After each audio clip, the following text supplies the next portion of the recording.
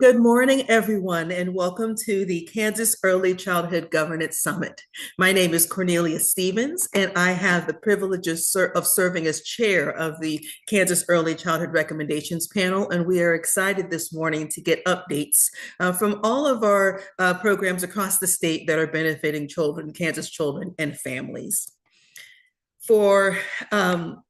So I'd like to thank all of you that are panel members for serving Kansas children and families, and everyone who has joined our meeting today to speak to everyone and provide updates about the amazing things that are happening in the state of Kansas. This event is being live streamed on the Children's Cabinet YouTube channel, and the recording and all presentation materials are available on the Children's Cabinet website at kschildrenscabinet.org. For today's agenda, we will have a welcome address by Amy Meek, who is the Early Childhood Director for the Kansas Children's Cabinet and Trust Fund. We'll have Governance Summit Group presentations. The first part, we'll have a 10-minute break to get everybody opportunity to kind of stretch a little. We'll come back to part 2 of our presentations. We'll talk about next steps and then our closing remarks.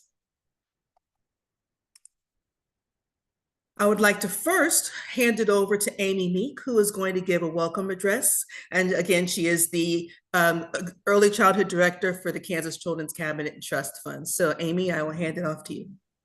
Thank you, Cornelia. Good morning. Like Cornelia said, I'm Amy Meek. I am the Early Childhood Director at the Kansas Children's Cabinet and Trust Fund. And on behalf of the Cabinet and our Executive Director, Melissa Rooker, I welcome you to our 3rd annual Early Childhood Governance Summit. The summits began and continue as a way to share and celebrate the many groups that help make up our early childhood governance structure outside of this panel. The groups that you'll hear about today are vital in making sure that services are coordinated and delivered in the best way possible to meet the needs of families and young children in our state. And one thing I love about these groups is that they're intentional about incorporating the voices of families, early childhood professionals, direct service providers, content area experts, state agencies, and other important representatives to help inform their work that they do in their groups. I hope you learned something new this morning, or this summit can help you in making the connections that you need to help you in your role in the on this panel. Have a great morning, and I'm going to turn it back over to Cornelia to help lead you through your very full agenda this morning. Thank you, Amy. Appreciate that. So to begin, we'll go on ahead and give an update on the Early Childhood Recommendations panel. For those of you who are not familiar with our work, why we're in existence, this will kind of fill you in on the work that we do with the panel. So Kansas Executive Order 20-02 designates the Kansas Children's Cabinet and Trust Fund as the State Advisory Council on Early Childhood Education and Care. The panel is an advisory group to the Children's Cabinet to support these responsibilities. The panel meets monthly on the 3rd Friday from 9 to 11:30, and all meetings are live streamed on the Kansas Children's Cabinet YouTube channel. We have the opportunity for individuals across the state to share information with the panel through the Kansas Open Forum comment form. And so you have the ability to share verbal or written comments to the panel during our panel meetings, and instructions are available on the Children's Cabinet website for that as well. All meeting materials are posted at kschildrenscabinet.org/panel-meetings. To give a little bit of more guidance in terms of what we do, we actually appoint members annually to a 1-year term that begins July 1st through June 30th. The call for applications is actually shared in April. Currently, there are 44 members representing state agencies, local school districts, higher education, local early childhood care and education providers, Head Start, parents of young children receiving services in Kansas, and organizations providing early childhood services. We have work groups that have been identified, and we have We have work groups that have been identified, and they can continue their efforts to implement strategies that are based off of the Kansas Early Childhood Strategic Plan. Throughout the year, panel members welcome presenters from a broad cross-section of early childhood systems, including from the Department of Children and Families, the Kansas Association for Infant and Child Mental Health, the Child Care Aware of Kansas, the Child Care Training Opportunities, KU Center for Public Partnerships, etc. And so we really try to get information from all entities that could guide our work, that could really give us guidance on what's been happening across the state and what's missing across the state. Because we want to make sure, first off, that any of our recommendations are not duplicating efforts, but we really are adding to and enhancing the good work that's already going on, or identifying perhaps missing links of things that need to happen in Kansas to be able to strengthen services for our children and families. We really encourage our work groups to bring work in progress from the panel, get feedback from everybody so that, again, we are working together as a community across the state. Representatives from state agencies, organizations, and community partners from the Early Childhood Governance Summit met on February 17th, 2023 for the second annual Kansas Early Childhood Government Summit. And as Amy said, this is now our third meeting. And they gave an update on the work and reported information in terms of how progress aligns with the Kansas strategic plan for our children and families. And so we'll be able to continue to hear about that alignment and all of the work that's happening today. There are work groups that have been identified for our recommendations panel so that we can implement tactics, again, addressing things that were identified in our strategic plan. So tactic 712 is to study local zoning and homeowner associations across the state to identify laws that adversely affect the ability to operate a childcare business in residential and commercial spaces. Some people don't recognize that, homeowners associations or just zoning can really create problems if we want to be able to expand access to childcare because of certain rules that people may unintentionally realize actually make it difficult for people to be able to develop the services that are needed. And so this work group has been identified to really come up with recommendations to be able to help that.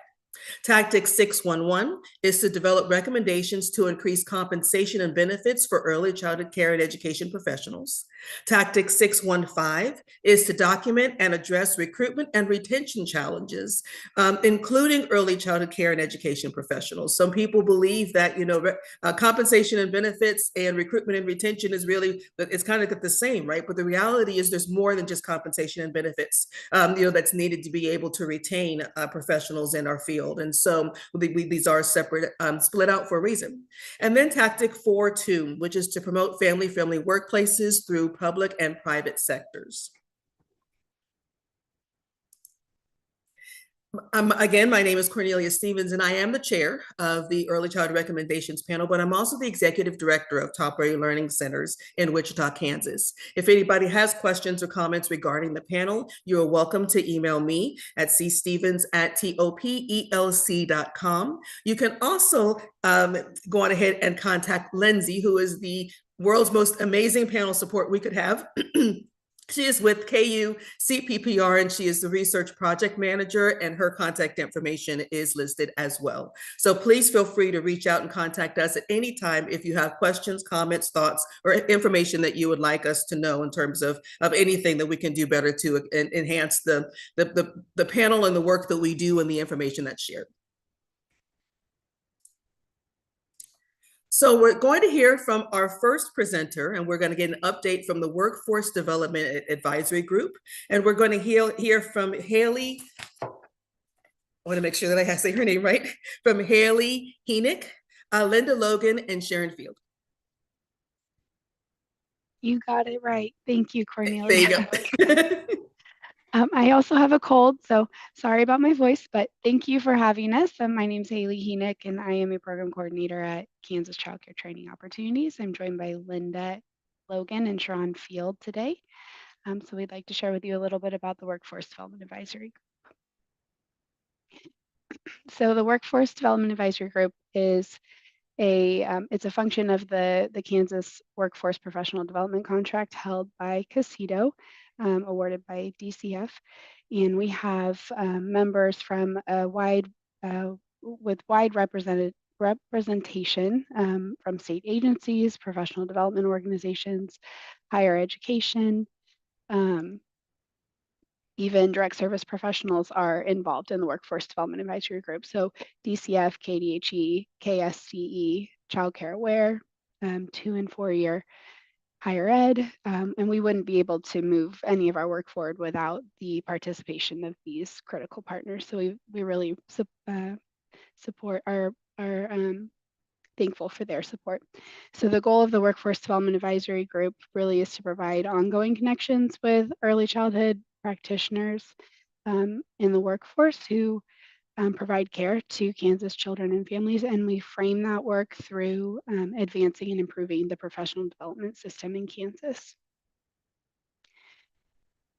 So some of the specific work that we've partaken in over the last few years, we have ongoing work, but we also submit recommendations to the governance structure. So sometimes those recommendations come here to the early childhood recommendations panel, but we have we've submitted a recommendation in the past, several recommendations to help inform and move forward work with the development of a statewide early childhood workforce registry. We have developed through the Workforce Development Advisory Group, developed an IPDP that we've put forth for use for the early childhood field in Kansas, an individualized professional development plan, and that is publicly available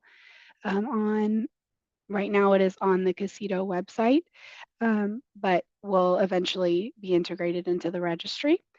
And then I will pass it off to Linda and Sharon to kind of talk more about the other recommendations that we've had and the other work that we've been doing.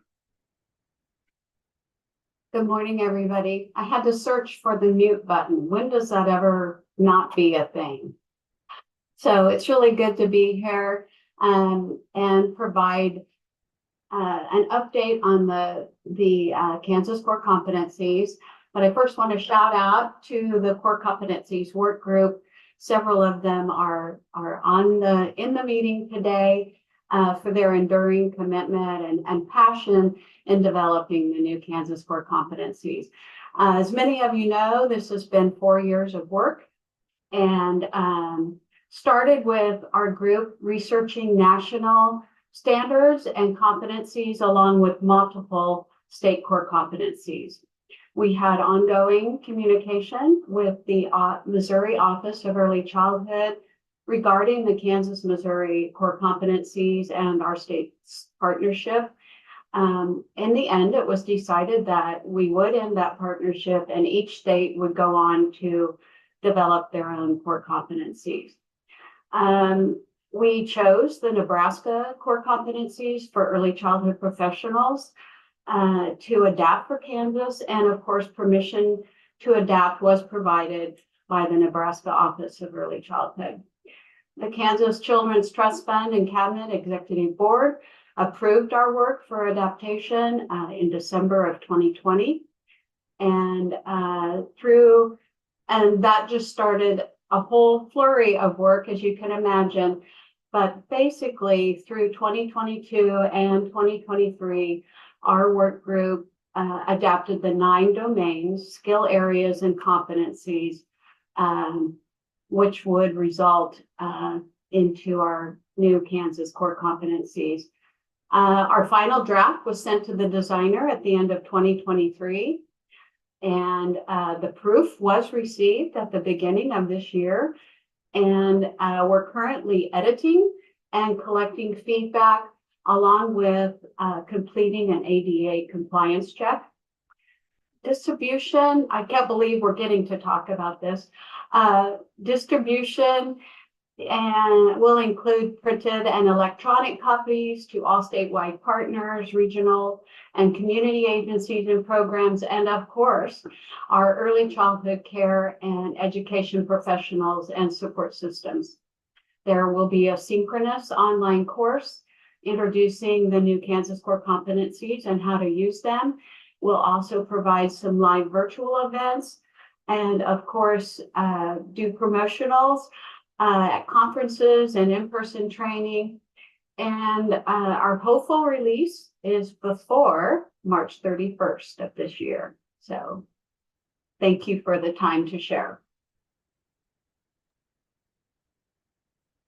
I'm going to jump in here and do the trainer and training approval process recommendations and the collaborative technical assistance recommendations. These are recommendations that are currently in process. We've been meeting as groups to lay the groundwork for these for this work. They were born from the preparation of the early childhood registry work.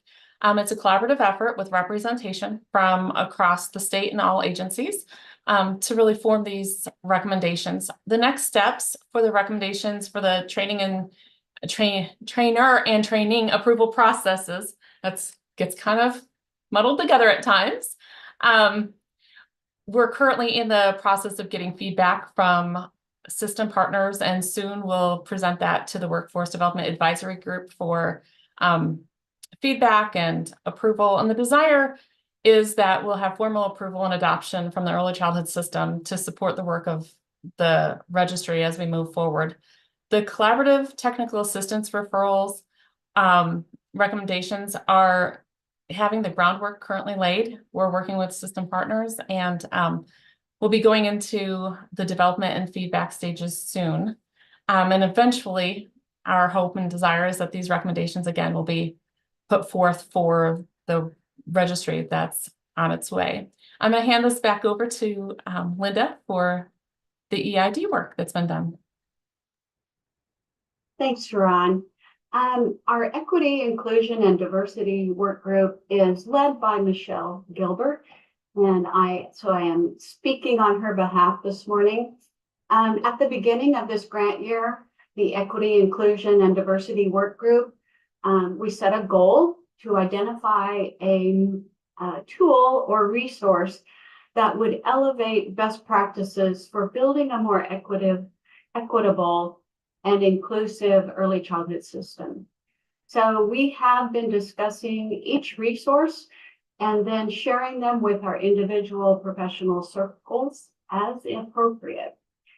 Most recently, we've taken a deeper dive and looking at the Irving Harris Foundation Diversity Informed Tenets.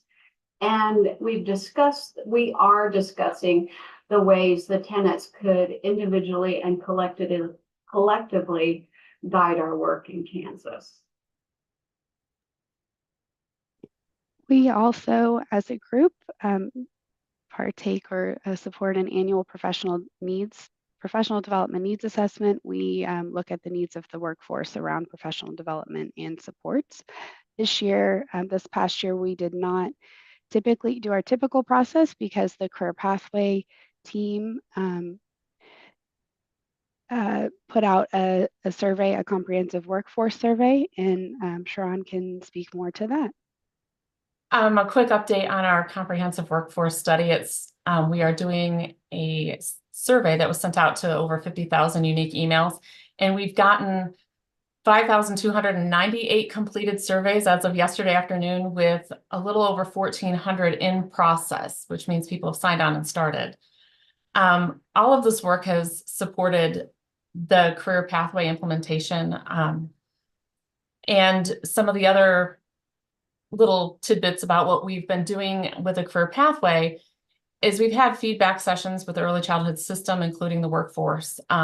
We're completing the comprehensive workforce study, which will go into phase 2 in March, that are focus groups to ask the questions that need clarified from the survey.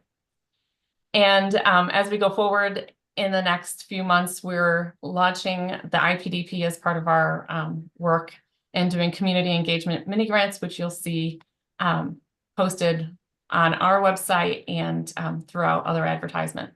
Thank you.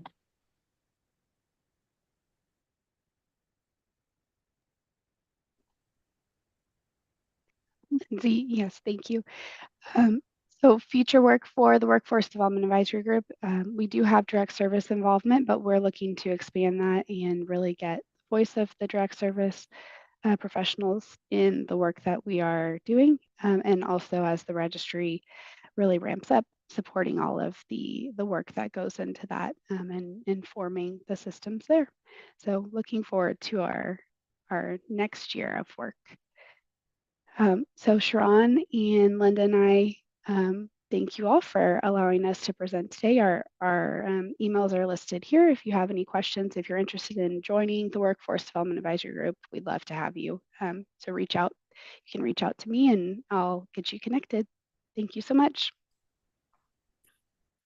Thank you all for the update. Doing great things in Kansas, and so very excited to see as things progress. You know how things pan out as things progress. Do we have anybody in attendance that has any questions or comments for the members that have presented, or anything else? Any questions, comments, etc.?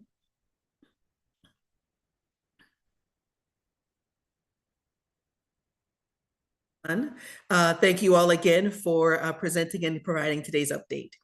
Next, we're going to hear an update on the Child Care Systems Improvement Team, and Melissa Schoenberger will provide that presentation.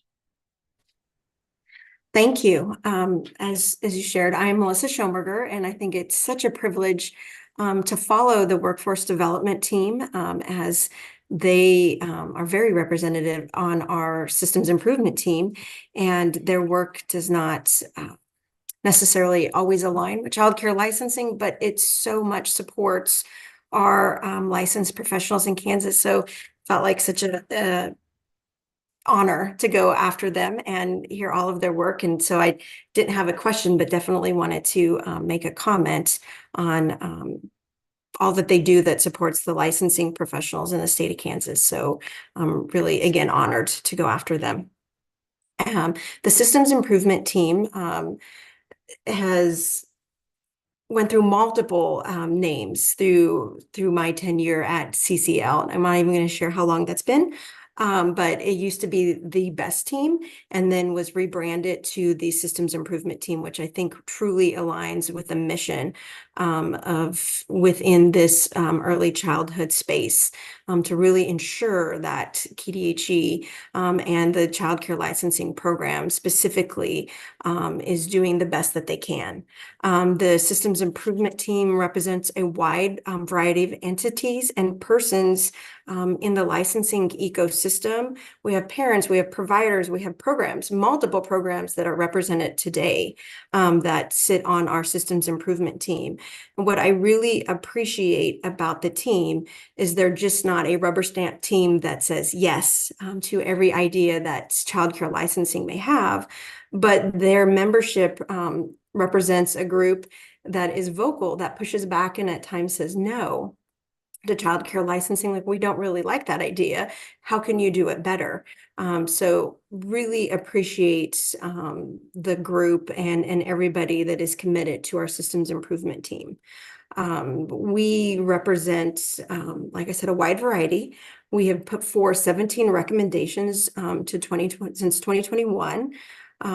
Which have improved clarity of regulations such as staff qualifications, increased resources and supports. We have our Child Care Matters campaign, which is an ad campaign that is blanketed across the state of Kansas, which was a direct recommendations of the Systems Improvement Team.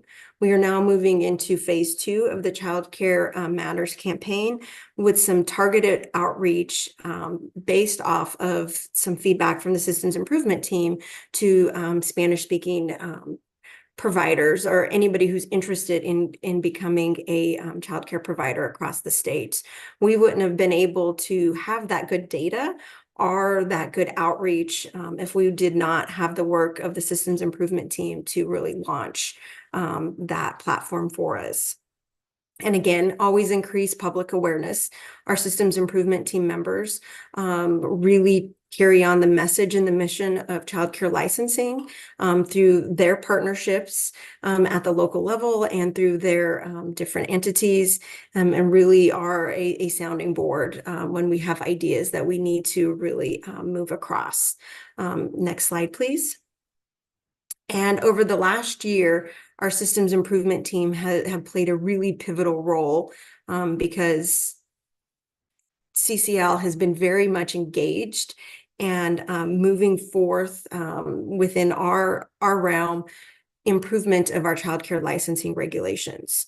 And this was not isolated to just one program. This entails all of our licensed programs. So it's home-based providers, childcare centers, preschools, Head Starts, school age programs. So we have touched over this last year every regulation that we have within childcare licensing, and really have utilized our systems improvement as one portion of the review process to say, did we get it right? Are we on the right track? Some of the pivotal pieces that they focused in on us, really looking at capacity. Capacity is a hot topic in the childcare licensing space.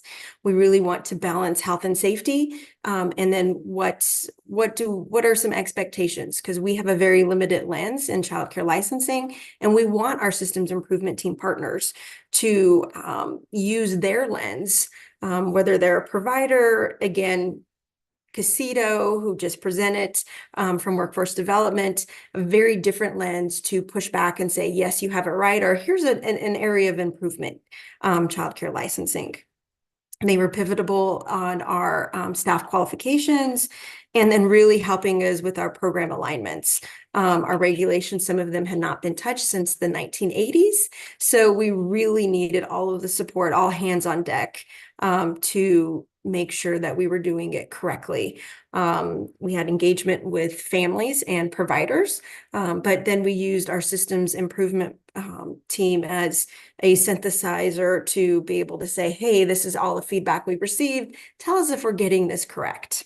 And I loved, again, and appreciate that they would push back and say, no, you did not. Let's go back to the drawing board. Maybe you guys could do better. So that's where they've really spent the last 6 months, really having those good pointed conversations with childcare licensing. And as I shared, they helped us also with the development of the public awareness campaign and a toolkit that is live on our website. So maybe if you are an applicant who is wanting to figure out, is childcare licensing really for me? I don't know if I really want to make a commitment, really not sure if I want to have that first conversation. I just want to do some research.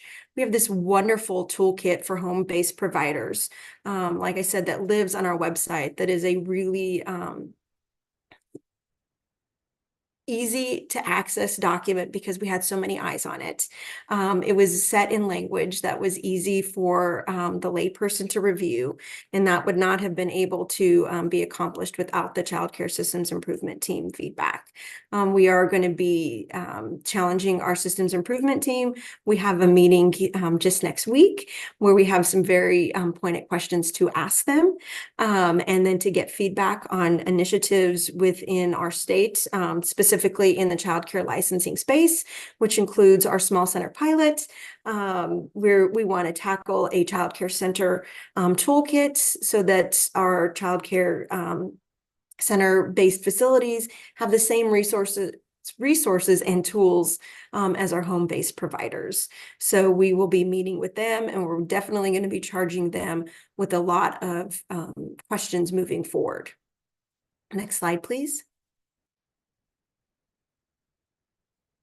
And again, continues to support the childcare licensing team's efforts and improve processes. We really want to work smarter, not harder, in our childcare licensing program. I take that motto very personally, and I know our whole bureau, when you see additional presentations today, really echo those sentiments within KDHE. And so looking forward to the challenge with our systems improvement team moving forward. And I believe there is my contact information. If there are any questions, or how do you become a part of the systems improvement team, because you're just, very fascinated now by the work that we do, and you would like to be a part of our team, please reach out and we can connect you. We do a 2-year cycle of membership, and we I believe will be in year 2 and looking for any entity or person who wants to be a part of improving childcare licensing in the state of Kansas. Thank you. Thank you, Melissa. Any questions? Yes, I see Ms. Miles. It's Chisa. Good morning. With the Child Care Systems Improvement Team, is there, because I am a licensed child care provider, would that be against me or would that be helpful? And do I just email you to ask more questions or to get information on being part of the team? Oh, please email me. We actually do have childcare providers, home-based providers and center-based and, Head Start providers on our systems improvement team. We do acknowledge, excuse me, that you do have a job during the day that is very important. So we do have evening meetings every so often to accommodate everybody's work schedule. So yeah, please email me and we would love to have your input. I personally know we need more home providers on our systems improvement team. And so please reach out. Good question. Any other questions or comments?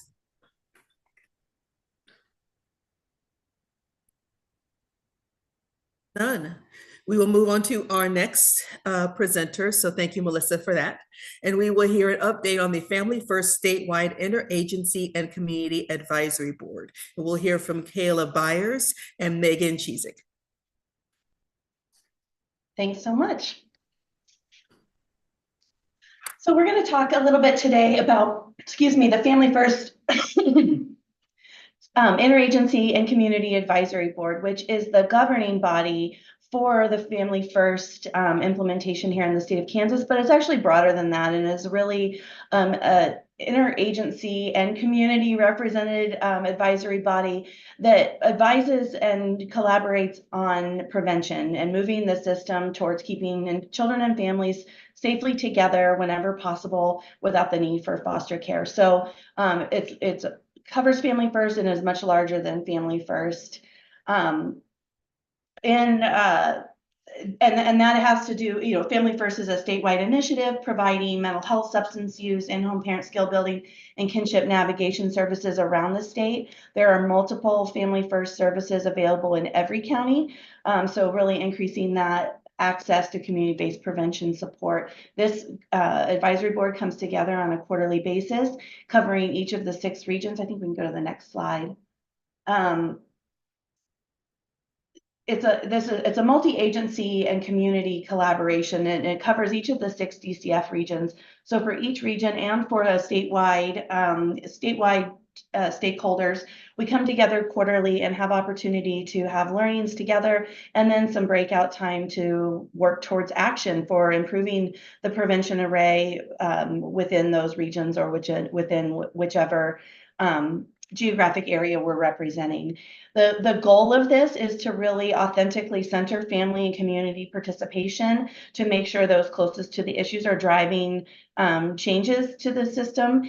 And so the Interagency and Community Advisory Board is also paired with the Family First Family Council, which is a council of lived experts, 20 individuals representing, again, all 6 regions around the state, who come together individually as a council to determine their own priorities and action, and then also sit on the Interagency and Community Advisory Boards along with system leaders, administrators, service providers, local community providers, et cetera, to really bring that voice and the priorities of the Family Council to the action that is driven by the ICABs. And that really has to do with reviewing what are we doing well, what are we doing in some systems and sectors that could be better collaborated and connected across the state. So that's a little bit of a snapshot of what the structure is of the council and what our purpose is. And I'm going to turn it to Megan to talk a little bit about what we've been doing and what our plans are for the future. Thanks, Kayla. Yeah, so the Family First ICABs have been around for several years now, and so has Family First. So we actually have some updated data to share for the first 5 years of implementation. As of December of 2023, there have been 5,060 referrals and individuals served. And most of these have been within the mental health and parent skill building realm, although there are many referrals in kinship and substance use, but that is kind of the largest groupings. And short-term outcomes have shown increased well-being, improved well-being, and parent functioning for those services. And long-term, this is kind of the big kind of point of Family First, is to keep children safely at home, and these services are accomplishing that. So 90% of children are maintained safely at home during their service period and within 1 year of service referral, which is really tremendous and really shows the impact of investing in prevention. The ICAVs are also doing quite a bit. I think we shared last year many things, but this year we'll just kind of mention that a new parent survey was deployed to identify service needs and barriers to existing services.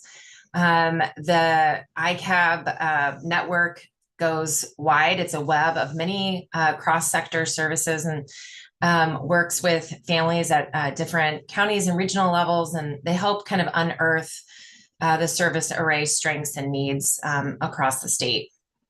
The ICABs have also done priority mapping to help us identify shared understanding across sectors of child and family serving initiatives. They have also contributed to developing a policy recommendation for Family First itself, which if you could just go back one slide, not quite there. The subgroups have contributed to many things, one in which the Southeast Kansas group identified childcare as a barrier. As you all know, childcare access is a barrier, but they connected it to an increase in lack of supervision cases in child welfare. So really kind of tackling that problem in a kind of a dual way, that if we can ensure families get connected to child care services, there won't be children left unsupervised, leading to child welfare involvement. Next slide. So the Family Council, as Kayla mentioned, is a tremendous group of lived experts that really have helped identify needs and weighed in on some very important initiatives, including policies. The Department for Children and Families has really engaged the Family Council in reviewing policies and practices and kind of helping develop approaches and giving their feedback on new programs, including some of the ones noted here around immediate safety determination and unable to locate policies, House Bill 553. They also review a lot of data and new initiatives. They contributed to giving feedback on the mandated reporter training revision and the rollout of therapeutic foster care. And their feedback has positively impacted how those programs are shaped and rolled out. Next slide. I also just want to jump in and say that their feedback is also being built systematically into policy review with the state agency, because it is so important and valuable. So we're in the process of building out that process for all policy review. Absolutely.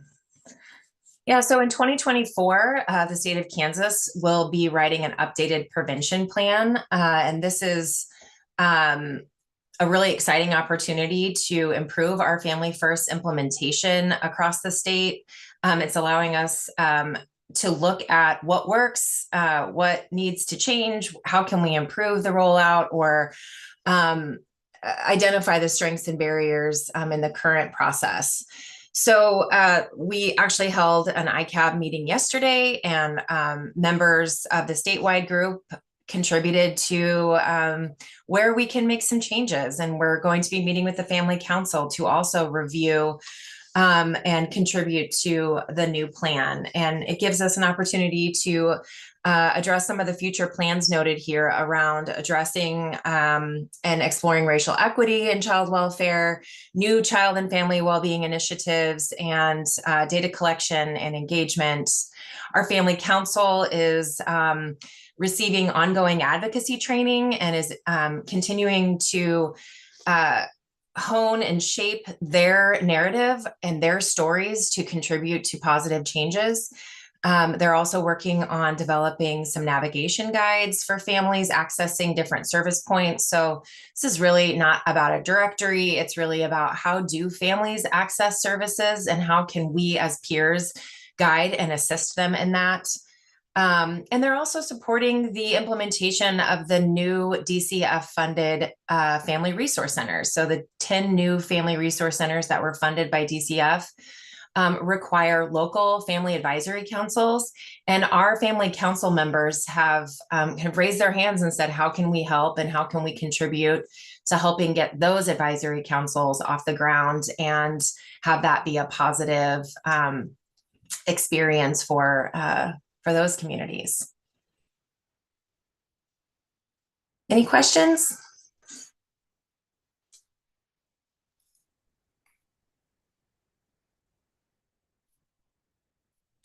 I have none. Thank you, Kayla and Megan, for the update of the good work that you are doing. Next, we will turn it over to Jennifer Miller, who will give an update on the Maternal Child Health Council. Thank you, and good morning, everyone. I'm here to talk about the Kansas Maternal Child Health Council. Next slide, please. So the purpose of our council is really to serve as an advisory group to our Title V program, as well as broader programs across KDHE, including advising the secretary on ways that we can improve family health in Kansas, really focusing on that maternal and child health population. Our council is a really diverse group of stakeholders. So we have individuals that are medical providers. We have individuals that have community-based organizations that help serve moms and families. We also have folks that are just simply interested, family members who are really interested in engaging with the work that we are doing in Kansas around our maternal and child health populations.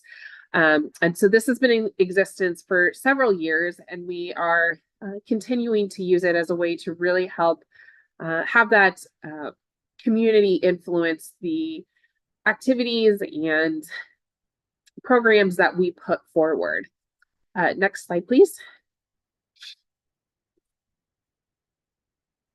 So the really the broad purpose is to encourage exchanging information about women, infants, children, and adolescents in Kansas. That's why we try and really create a diverse group so that we are hearing what resources are out there, so then we can connect, for example, our maternal and child health aid to local grantees about the resources that they have available in their communities. It also helps us to identify any gaps that may be in those communities and look for ways that KDHE can leverage current funding or potentially pursue new funding to help expand services.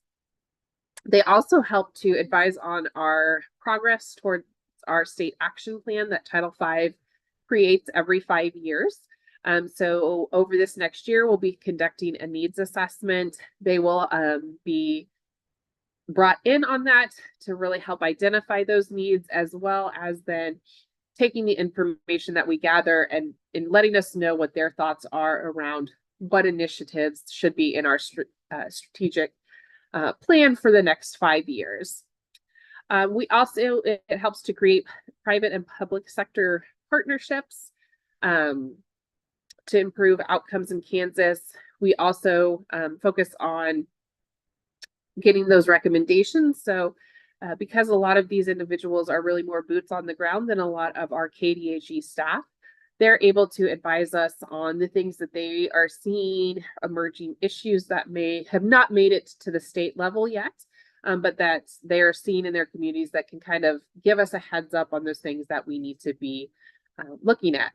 And then we also receive an annual report from the Kansas American Academy of Pediatrics, who actually helps operate the council every year, that we share then with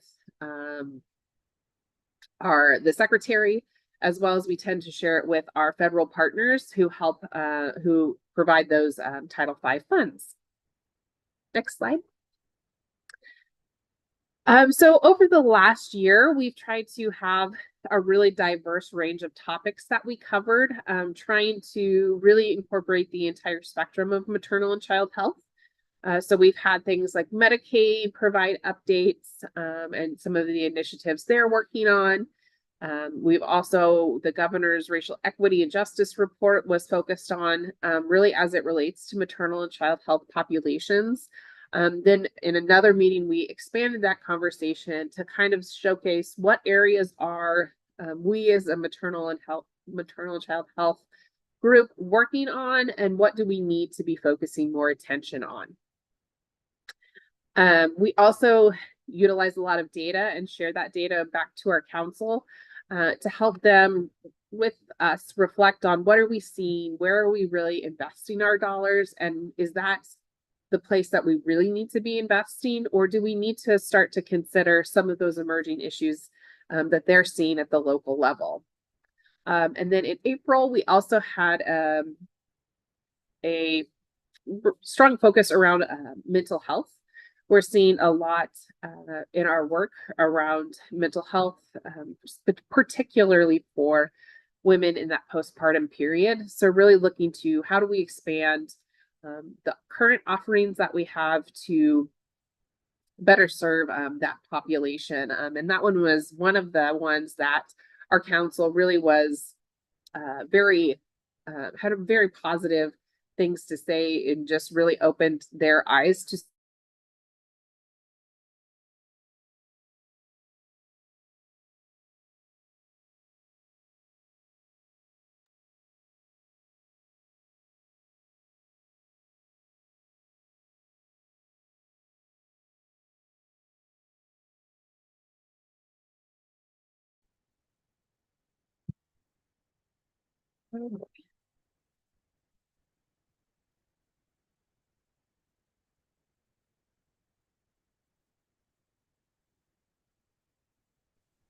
I think I'm having some trouble with my internet. Sorry about that. It has not advanced to the next slide, so I don't know if you heard that or not. Okay. So sorry. One of the things that we also have done is every meeting we have small group discussion based on particular populations. So we have an perinatal infant work group, a child work group, an adolescent work group, as well as women maternal. And each of those groups really focuses on their particular domain as it relates to the broader large group conversations we're having, and helps to share what they're seeing in that particular domain. Again, to identify those strengths and those gaps. And then also in each meeting, we try and share new data that we have as that comes out, as well as provide a lot of time for our partners to share about upcoming events that they have, or resources that they've come upon that they want others to know about as well.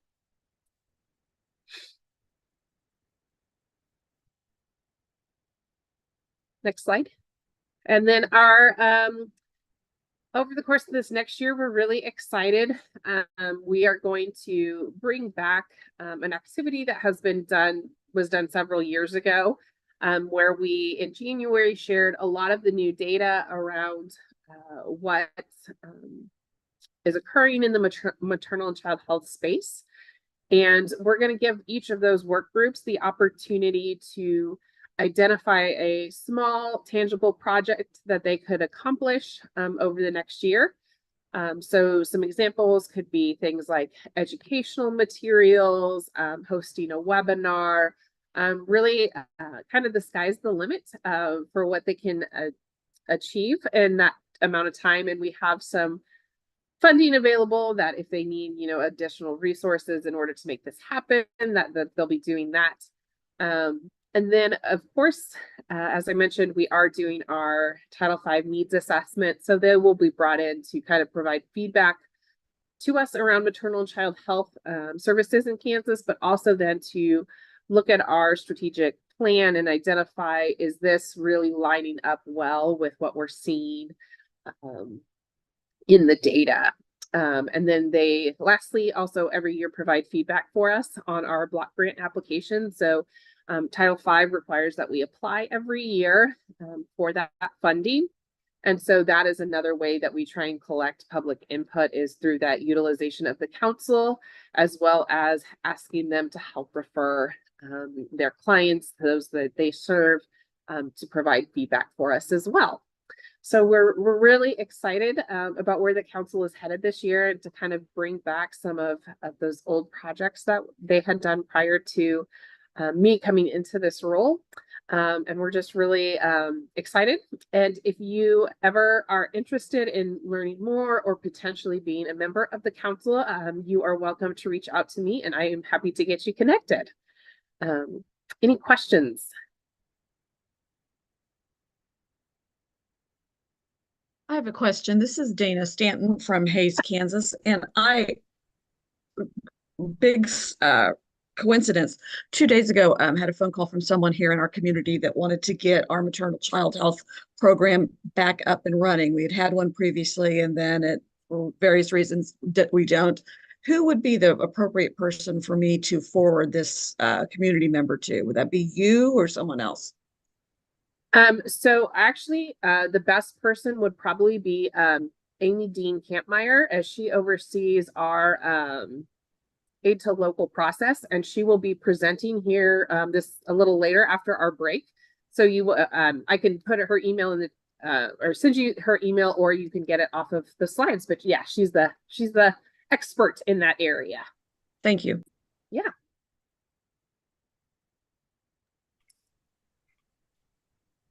Any other questions for Jennifer? Great. Thank you so much. Yes, thank you, Jennifer. And the last presenter before we have our break will be an update on the family leadership team, and we'll have a presentation from Cora Unger. Yes, good morning, thank you. So I guess you can jump right in. A quick overview: the family leadership team was formed in 2021 as part of the preschool development grant and in partnership with the All In for Kansas Kids strategic plan. Really with recognition of how important the family voice is and how valuable partnership with our families is. And all the other conversations and presentations that have happened before, I can tell that everyone is on board with that idea. So the goal of this group is to inform, support, develop, and advise on issues and initiatives while engaging families to help them influence system level change. And we are aiming at supporting the healthy growth and development of children and parents, and coordinate with community services and cross-system collaborations, all across the early childhood care and education system. Can move on. Thank you.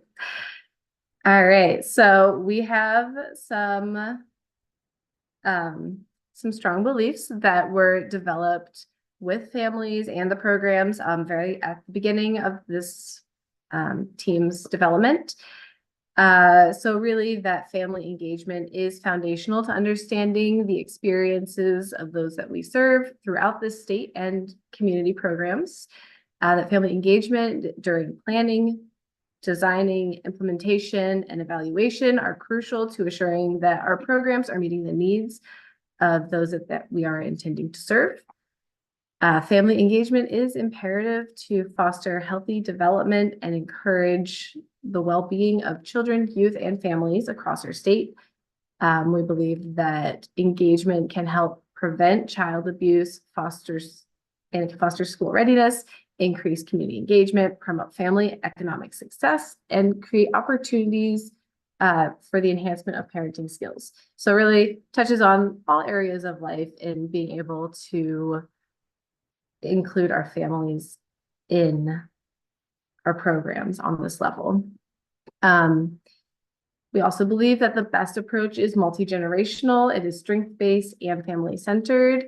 And I do want to point out that we recognize that family can look different for everyone, and it's important to be inclusive of a diverse representation of families in all their many faceted ways that they can be. All right. So really our goal is to create a group of family members who are strong advocates for their families and their communities, as well as partner with our state agencies and statewide programs that provide services to families. This is definitely focused more on the early childhood systems, but it can go a little bit further across. And to see that agencies and program staff are seeing the value in engaging with their families to help support their programs. And through doing all of that, we can create some positive change. So throughout 2023, so this last year, we have been enhancing some methods in engaging families. Our original structure needed a little work. So one of the biggest accomplishments that we had this past year was to hold a couple of family voice roundtable sessions where we heard from families across the state. That was done in partnership with KU, CPPR, and OSB. And these sessions kind of came from some earlier sessions that CPPR had put on developmental health for families. And we had some very valuable insights and information that the families came back and told us about. And it was a great experience. And then we have a nice little graphic reporting. We have it both in English and in Spanish. And there's a little piece that is in the All In for Kansas Kids website that I can share the link later because that came out just earlier this week. So that was very exciting. We can jump forward. So our goals for 2024, we are working on what we would like to accomplish. One of the biggest things that we are looking forward to is we are going to be holding a virtual mixer for programs, for agencies, for people who are involved with families and would like to potentially just connect and learn more of what everybody is doing, as well as potentially bring in some new enthusiasm and new membership for the family leadership team since its development. I'm sure many people are aware of the amount of change in agencies and programs that has been happening throughout the state. And so we're really looking forward to bringing some more strength back into it. There will be a save the date that will be coming out before too long, but right now we are looking at March 20th. So you can look forward to that. And that will be a virtual event. So we can try to get more people across the state to join us. We are also working on creating action based on what we heard from the families in the fall. So that includes creating a digital resource or platform that is family friendly and easy to find information on their children's development that is Kansas specific. That is one thing that we heard in many different ways.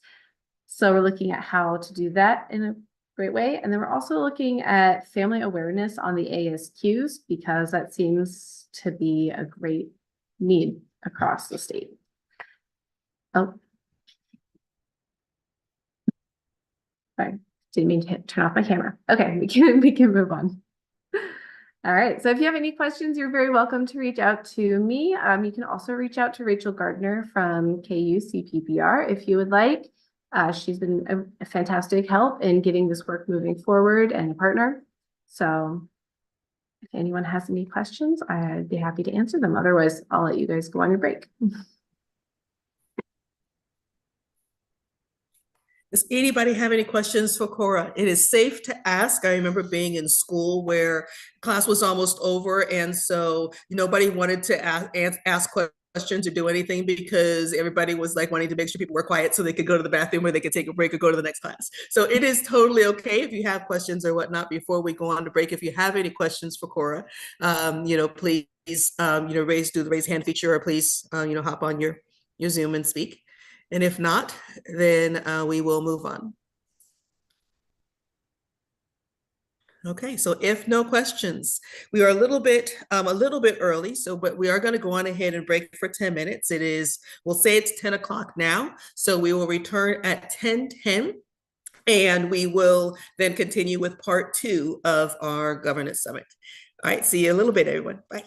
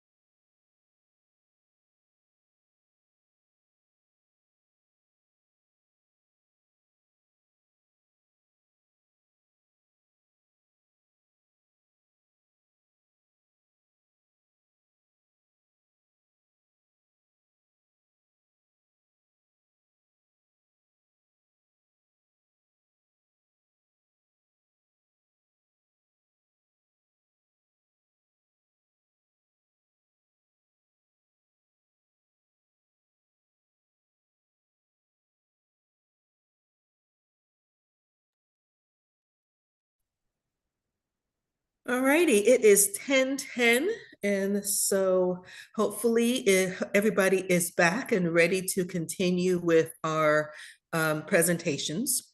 Our first group, after following our break, will be a presentation from the Home Visiting Leadership Group. We will hear from Amy Dean Kampmeyer and Lisa Williams. So ladies, I'll hand it over to you. Thank you. Thank you everybody for joining us today and coming back from your break. I think we're lucky to be the first ones back. I'm not sure. But as we said, my name is Amy Dean Kampmeyer, and I am the Children and Family Section Director for the Bureau of Family Health within the Department of Health and Environment. And here momentarily, you will be hearing from my co-chair, Lisa Williams, who is the PAT state coordinator and works for the Kansas Department of Education. Next slide, please. So we wanted to take just a couple of minutes to just recognize the support we received through this last year and through several years prior from the various agencies and organizations. Through many challenges and changes and disruptions, this group has remained diligent and focused on completing the charge that they were given in any one moment in time. So we really want to thank everyone for the work, support, and partnership through all of that time and just kind of rolling with those changes as best they could. Next slide, please. Thank you. I'm Lisa Williams with the State Department of Education, and my job is the program consultant for the state Parents as Teachers program. So we're just one part of home visiting, but I've really enjoyed getting to learn about our entire landscape of home visiting through this home visiting leadership group. We've had some really nice accomplishments for our field over the past year that I want to tell you about.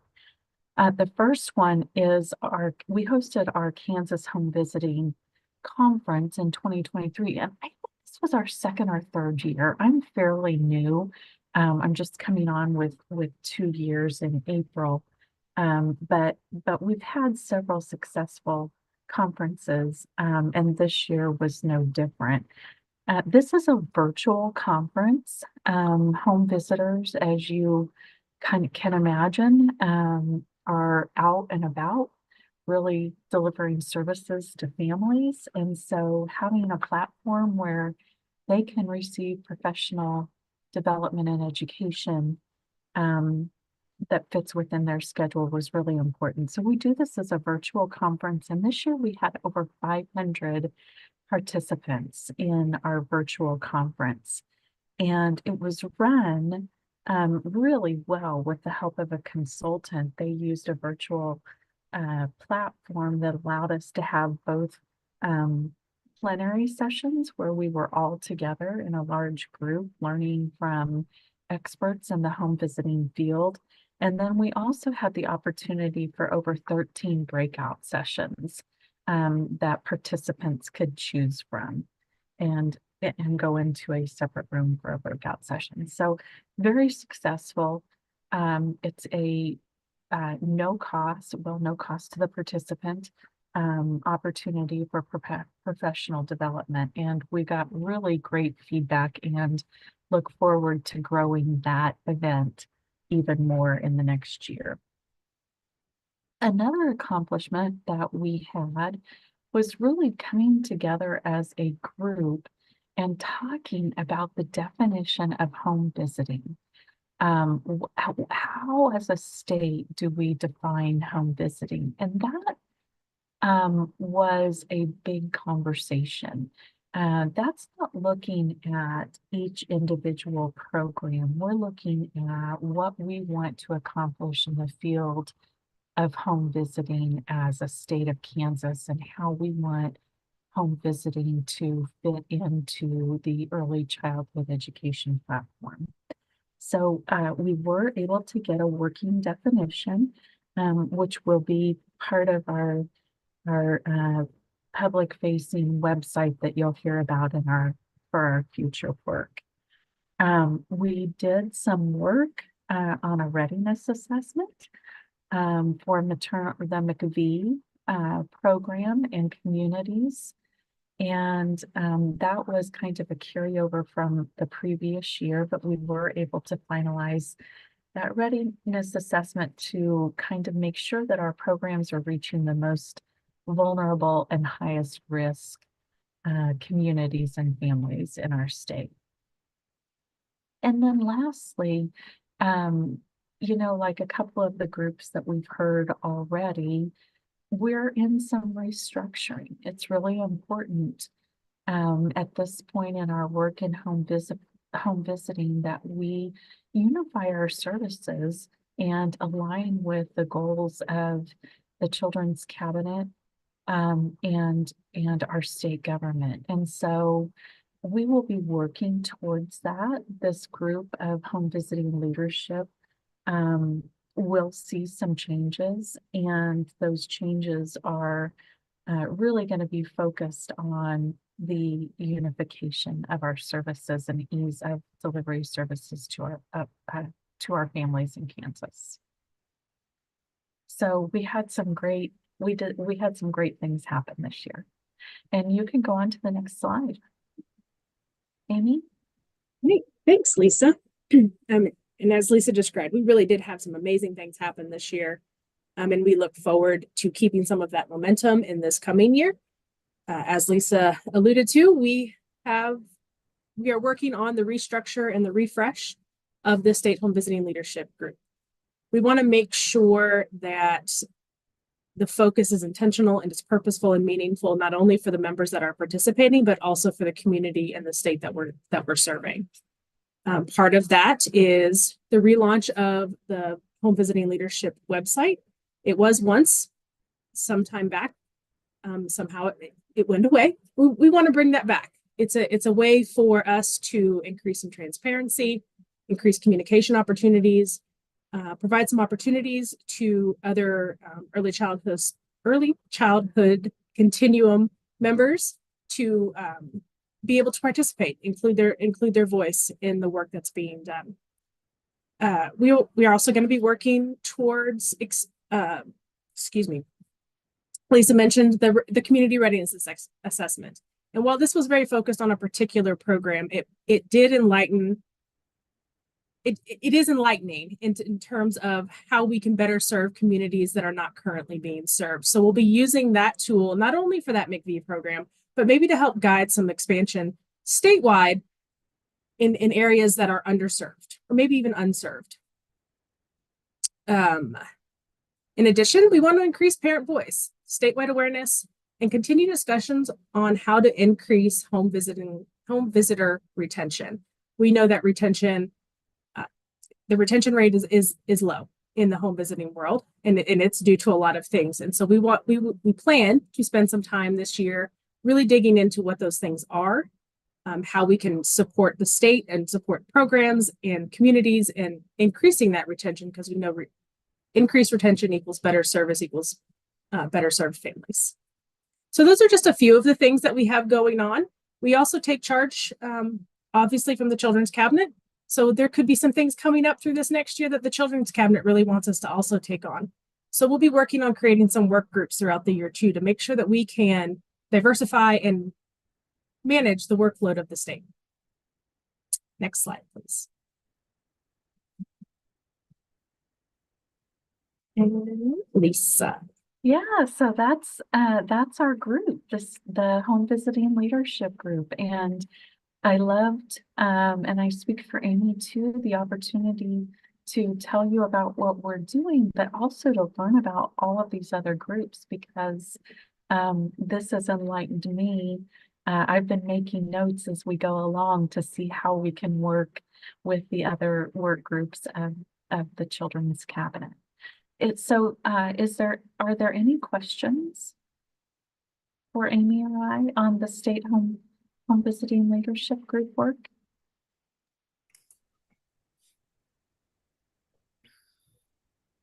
Okay, well, here's our contact information, and we're new to this co-lead positions, but we are just anxious and excited to work with all of you and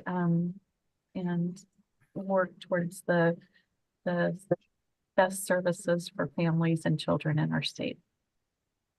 Thanks, everyone. Thank you. Amy and Lisa, thank you both for the update. Next, we will turn it over to Natalie McLean and Kim Kennedy, who will provide an update on the Kansas Early Learning Standards. Good morning, everybody. Just to get everybody on the same page, the Kansas Early Learning Standards is a document that provides information and guidance to early childhood providers and teachers, including early primary grade teachers, on the developmental continuum of learning for children from birth through kindergarten. So when we think about this document, we're really thinking about birth all the way through kindergarten, and the many different types of teachers and providers, home visitors that can use this document. So the Kansas Early Learning Standards Update Team is comprised of early childhood partners across the state. We really tried to make sure everyone who would use these standards has representation at the table when we started working on this. You can find that list of people who have been working on this project at the beginning of the document, and many of you are here, and I would love for you to come off camera and just give us a big wave so we can see just the wide variety of people that we've really got working on this project. Kim Kennedy is a co-leader of this group with me, but I'll be the mouthpiece today. So we have worked over the past 2 years to update the Kansas Early Learning Standards. They were last updated in 2013.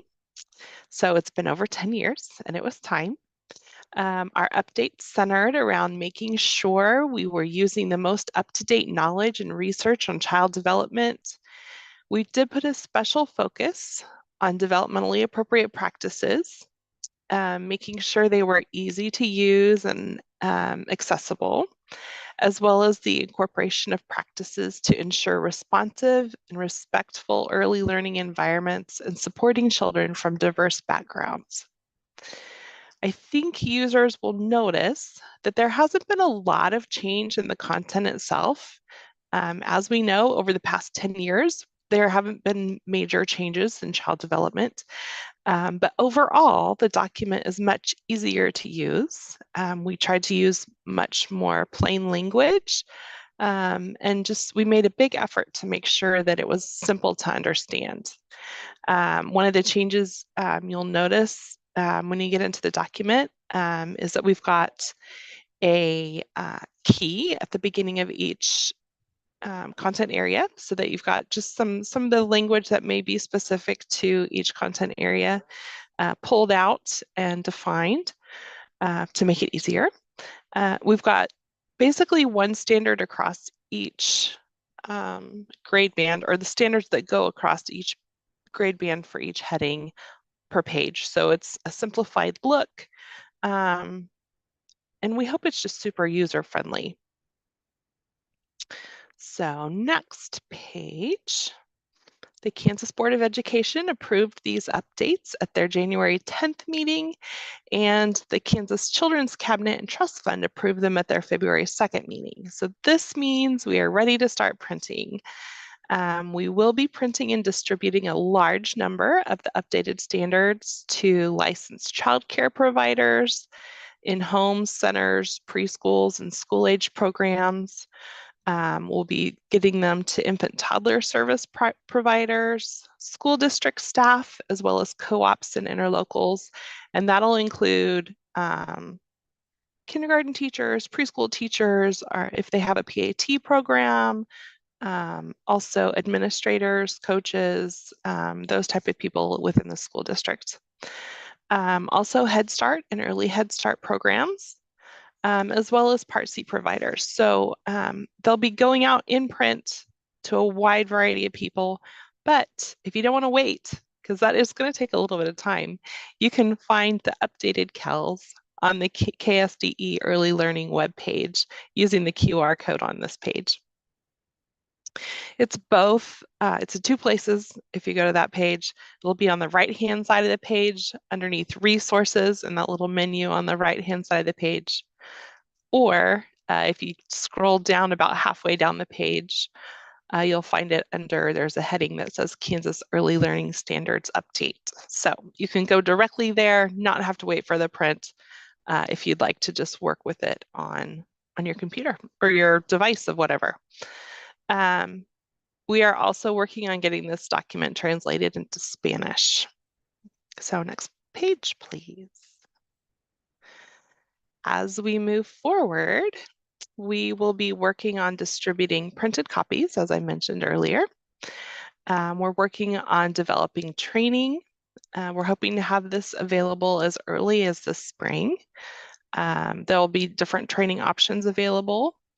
We are also working on developing a KELS website that will house the standards along with different resources on how to use them, training, and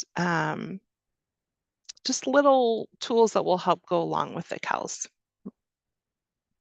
I really want to thank everyone who was able to help with this update, not only those who were on our core team and the content area specialists, but also I know we had many of you who helped by providing feedback on several different feedback opportunities. So all of that was really helpful. That's lastly is just our contacts for myself and Kim Kennedy. If you have any questions, you are certainly welcome to reach out, and I'm happy to answer any questions that you guys have for us today.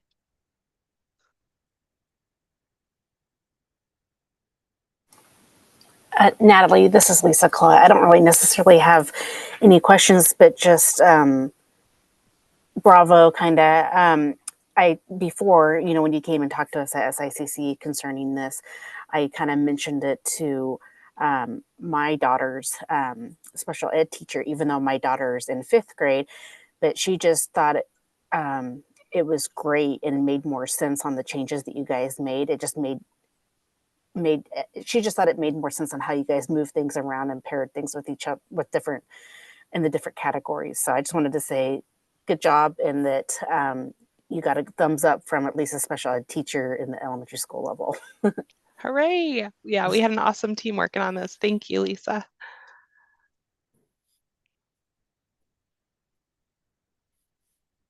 Any other questions or comments for Natalie?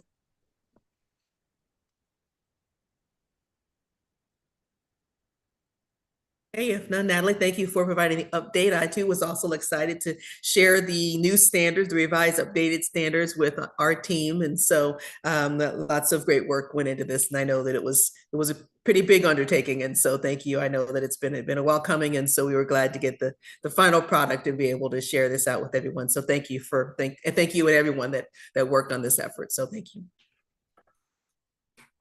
All right, next we're going to turn it over to Cora Unger and Jennifer Miller, who will provide an update on the Family Advisory Council. Great, thank you. Yeah, so I'm going to talk about our Family Advisory Council. Jennifer can jump in if she wants to, but I had planned to do the whole thing, but she is here to support the work of the Family Advisory Council. So we can jump to the first slide. So the purpose of our Family Advisory Council is to partner with Title V in the Bureau of Family Health to improve the health of Kansas children and families, and to assure that the needs of our families and consumers are central to our programming, initiatives, and our special projects. So this does echo the Kansas Maternal Child Health Council to an extent, with a larger focus on families. So we seek members that live across the state with a broad range of lived experiences. And really one of the biggest things that we envision with this council is that families are and maintain to be engaged in program planning, evaluation, service delivery, and policy development, that they are our partners in advocacy, and that we help build up leaders in their communities. All right, we can go forward. So with the vision, they have helped to provide insights on experiences and needs for women, infants, children, and adolescents, as well as having children with special health care needs. They have advised on strategies and activities that are specific to the MCH population needs. And they've helped us to create a network of community change that help to improve MCH health outcomes throughout the state. And they can help us with our Title V programming and recommending. And they also are involved with recommending any collaborative initiatives. So that's internally, that's with state partners across as well. All right. So our council currently has 5 core work groups, and they consist of women maternal, early childhood, which is birth to age 5, child ages 6 to 11, adolescents 12 and up, and children with special health care needs. So we have a goal in our work groups to have somewhere between 7 and 11 members, and we would love to see a good diverse in each of those groups. Diversity across state and experiences and the types of communities that they live in. And so for the families that do participate, we provide them with a stipend for their time. And then we also offer a bunch of additional supports. So whether that is in person or virtual, because we meet both, we have a variety of ways to try to support them to make sure that they can come and be fully involved.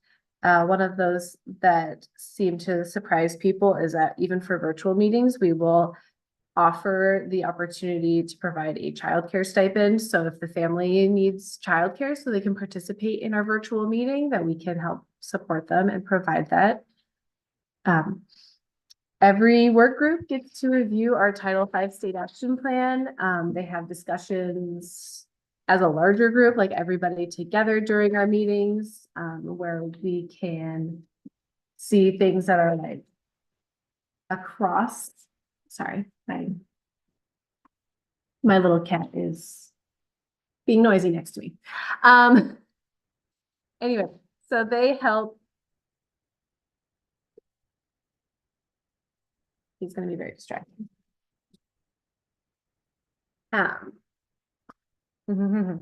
Let me resettle my brain.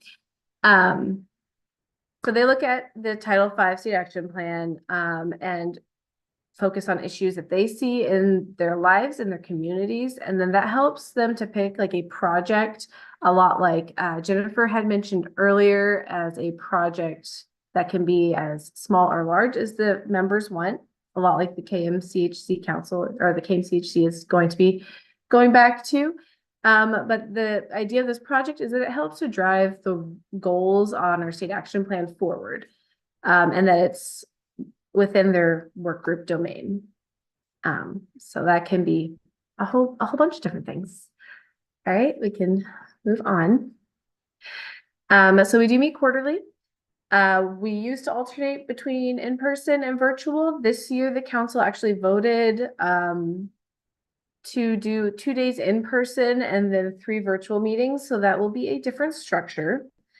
So part of our time together is a large group where we do cross-cutting initiatives, system-wide presentations, generally sharing about work happening throughout the state. And then the work groups all get to go into their own time where they can work on their projects and have their own conversations and build relationships there with each other. To help support the work of our council, KDHE has both core staff that helps to organize and support it, as well as connects with other staff in the Bureau of Family Health, whose work reflects the current projects that the work groups are working on. So we have our domain health consultants that can really help to speak to some of those projects that they would like to be working on and to help guide that work. So we are reducing duplication and increasing effort across. And then also each of the work groups receive additional support by some of their own members. We have each work group elect 2 co-chairs that can help facilitate conversations during meetings. They help take notes. They help guide the work group project, and they're a huge help in connecting with members between meetings. If somebody misses a meeting, catching up that person who missed the meeting so that everyone can come to a meeting on the same page. and have a better time together. All right, moving on. We also do have an executive committee for the FAC, which consists of the co-chairs and the core KDHE staff. This helps to oversee the work of the council, our council structure. So like when we need to make those changes, they are the ones who help us to revise changes. We don't make any changes without their input. And they also help us to plan our upcoming meetings and help look out for what sort of presentations they would like to hear about. So this is a fairly new structure. It did expand and was designed in 2020, and we are just starting our third year of fully implementing this expanded council. But we really truly value the partnerships of the council members and what they bring to our work at KDHE and in Title V. And they really truly are an extension of our team. So as I mentioned, that we had expanded our council and our goal was 7 to 11 members. Most of our work groups have that at least baseline membership of 7 members. But we do have room, in particular, our women maternal work group does not have 7 members. They currently only have 4, but they're all amazing. So we have room in our council in all of our work groups. If you know anyone who might be interested in participating. One thing I didn't mention is our meetings are on Saturdays to help support families to be there. And I wanted to kind of just do an extra little high level on the early childhood work group because we are the early childhood summit. Going to lose those words. So in 2023, the early childhood work group was looking at areas that they could find resources or supports to really help families in that newborn phase of life, particularly on reducing like a potential abuse and other not such great outcomes, and to see how they can support the 4th trimester initiative. Okay. All right, so I'm just going to also give a little overview on all of our work groups for the upcoming year. Our women maternal work group is still working with the KDHE team to help identify a project. Last time I left off with them, it looked like they might help create some sort of an awareness campaign, but we are meeting tomorrow actually with them. And hopefully we'll have more information on where they're going, but they have a lot of passion and drive. Really all of our work group members do throughout the council. Early childhood is going to continue focusing in on the prevention and resources for families. And they are working with our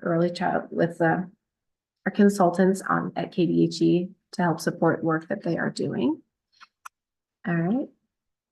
So for child and adolescents, these 2 work groups have actually combined and they have spent the last slightly over a year working together.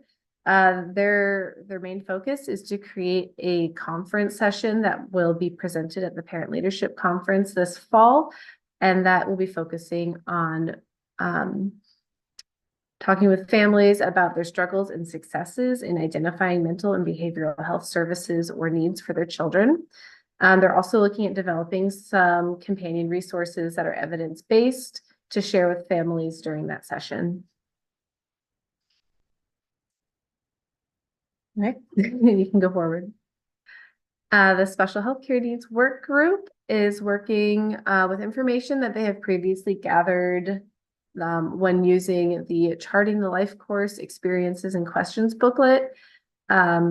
They were working on the transition life stage in that booklet to see how to answer questions on behalf of Kansas families. But now their outcome goal for this project is to be identifying specific information that can be added to a website that families can access to see what services their child might be eligible for and at what point they need to apply for certain services. Some of those services, it's very beneficial if you apply for it years in advance, and many families don't even realize that they're eligible to apply for them until they're stuck on a waiting list for a very long time. So we're trying to get ahead of that a little bit. All right. So as I mentioned, we do have space, and if you would like to learn more about the council, share about the council, we are on the Kansas MCH website. So you can go to kansasmch.org, and if you just use /FAC, that will take you to that main landing page. You can go check out our current application, which you can follow the link that's listed there, or you can also find that on that main FAC page. And thank you very much for letting me share today. Let me know if you have any questions.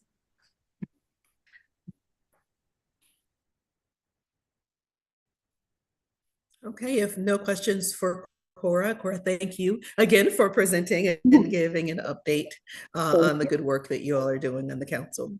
For our next presenter, we will have Lisa Collette, who will give an update on the State Interagency Coordinating Council. Okay, good morning, everyone. I'm happy to be here. I think, yeah, there we go. First of all, like I said, my name is Lisa Collette, and on the council, I represent the Insurance Commissioner's Office, and I am the vice chair to the council. Outside of that work, and outside of my connection to the Commissioner's Office, I'm also the family engagement coordinator for the Kansas Deafblind Project. So just putting that out there. So for the State Interagency Coordinating Council, our mission is the SICC is to ensure that a comprehensive service delivery system of integrated services is available in Kansas to all children with or at risk of developmental delays or disabilities from birth through 5 and their families. The council membership is established through federal law and state statute, and our responsibilities is to advise and assist the governor, legislature, and state agencies. So what do we have in SICC? It's a federal law under IDEA, and then also there's a state statute for it as well. Okay, so our accomplishments. This first part talking about the LICC grants. So, you know, LICC is local interagency coordinating councils. There's been a pot of money that's been reserved for SICC to utilize as they need or see fit.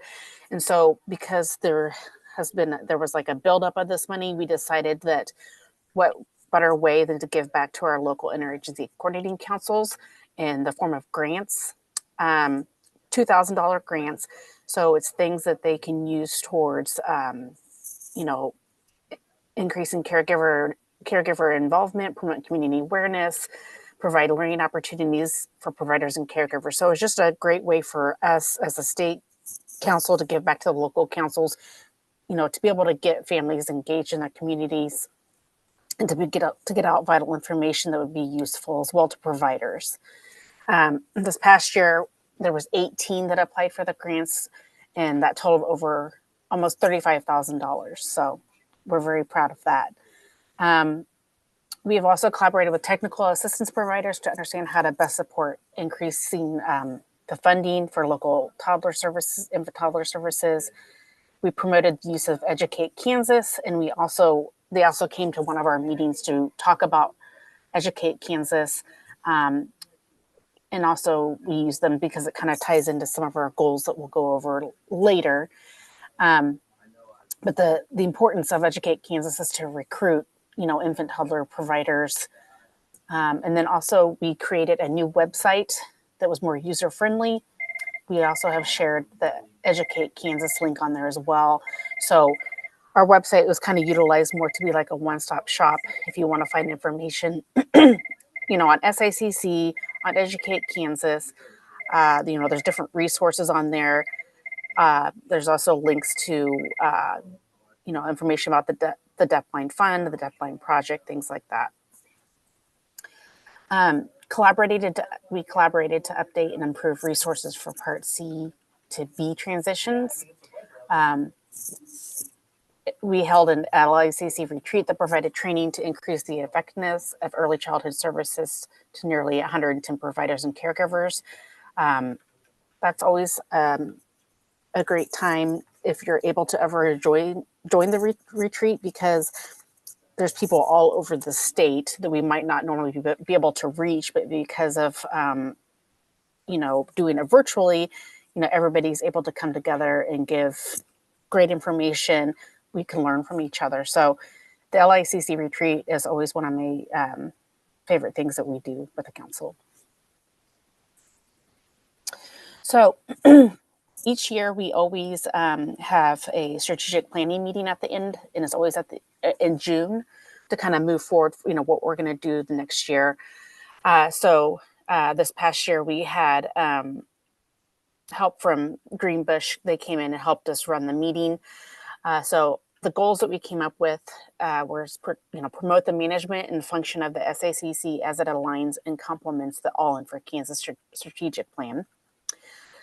2, maximize categorical aid funding in Part C programs. Then 3, maximize Medicaid reimbursement for Part C and Part B. Research the viability of statewide private insurance payments for Part C. And you can go, there you go. Goal 5, improve the availability of reliable resources and information for parents in a centralized location. Improve the recruitment and retention of local workforce by collaborating with others.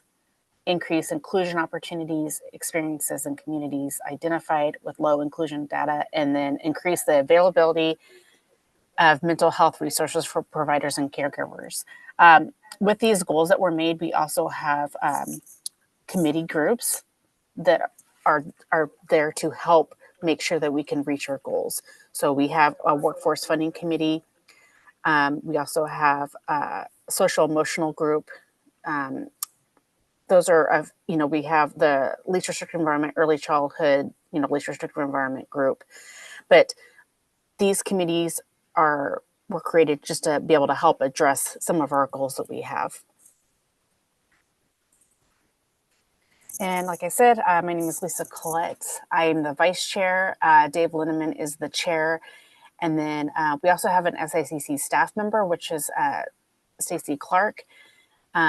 These are the different ways that you can get a hold of us. There's a lot of members that are on the council that are on here today that represent different agencies and programs. If you have any questions, I'd be happy to answer them. If not, it's been a pleasure being here and being able to give you an update on the council. Thank you.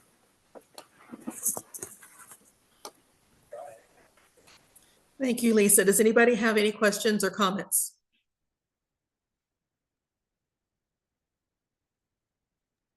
Okay, if none, then we will turn it over to our next presenter. We will have Jared Barton, who will give an update on the Kansas Early Childhood Data Trust Governance Board. Good morning, everyone. Thanks for having me this morning. For those of you that are not familiar with me, my name is Jared Barton. I am an assistant director at the KU Center for Public Partnerships and Research. And I am overseeing and leading KU CPPR's role in the early childhood integrated data systems and data trust, our role with the data trust. So I know we have, have presented on what the data trust is in the past, just kind of as a refresher. The data trust is the commitment of 5 different state agencies to kind of start bringing data together, share data and information across agencies to improve the quality, effectiveness, and equity of programs and services for Kansas children and families. The state agencies are coming together and are dedicated to making the best possible use of the information that we have available and data that we have available to make to inform decision making that supports child and family well-being and communities across Kansas. So like I said, this is a major partnership across state agencies in Kansas. KU CPPR is serving in the technical trustee role within the data governance board. So we help support the data governance and the data trust and the development of the projects, the uses of the data, what we're doing with the shared and integrated data. We're supporting the deliverables and the work and the developments moving that forward. Next slide. This is just a quick reminder. I won't spend too much on this, but we'll provide you a little bit of an overview and a reorientation to what the Kansas Data Trust governance and roles are. Calling specific attention to the third part of this visual, the data governance process, and a reminder that there are multiple state agencies and partners that are coming to the table here. So the Children's Cabinet and Trust Fund being the primary trustee that is convening the governance board, and KSDE, KDHE, DCF, Department of Corrections, all being members that are committed to this data trust. And then again, our role at CPPR is being the technical trustee for once the partners or the state agencies come together and agree to use data to answer some question or integrate data for some purpose, supporting putting those things together, which is where we turn to in the next slide. So the trust has been in effect, or has been in development for about 5 years, bringing the partners together, developing the ethical framework for sharing data, data sharing agreements, getting all the members and partners together. And in the last couple of years, we've turned toward the actual kind of technical concrete deliverables of these projects and needs for them. So the result of the biggest result in the last year has been the development and launching of a distinct count dashboard. So the distinct count of children who have been served across the mixed delivery, mixed service system in Kansas. So helping understand and visualize in a very public and accessible way where children are being served across Kansas.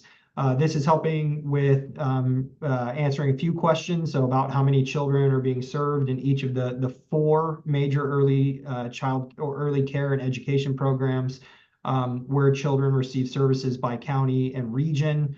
Some demographic breakdowns and characteristics in terms of kids' age, sex, race, ethnicity, and then some other interactive features that allow folks to kind of drill into, filter, slice and dice data in a way that might support any questions they would have with this distinct count dashboard.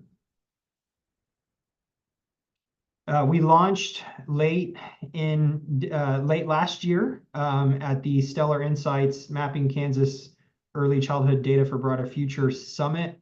This brought together a